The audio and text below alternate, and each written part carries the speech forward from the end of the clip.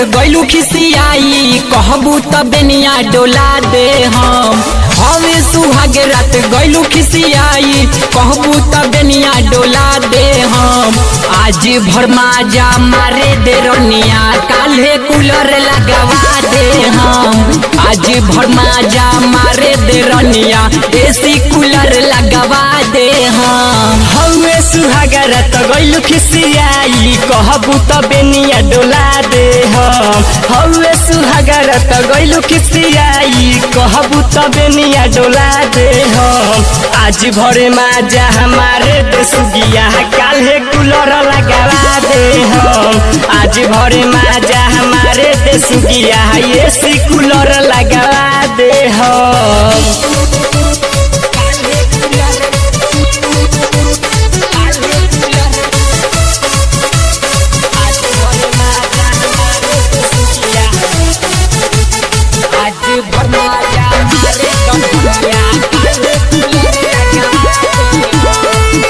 पहिला मिलन के बाटे पहिला ही रात हो घूंघूटा उठा के हमसे कर मीठी बात हो सुनो ना पहिला मिलन के बाटे पहिला ही रात हो घूंघूटा उठा के रानी और हमसे बात हो तनी सा बात पर गैलू खिसियाई माई से तोहरा बता दे हम तनी सा बात पर गैलू खिसियाई माई से तोहरा बता दे हम आज भर माजा मारे धनिया काल्हे कूलर लगावा दे हम आज भरी माजा ले दे सुगिया एसी कूलर लगावा दे हम।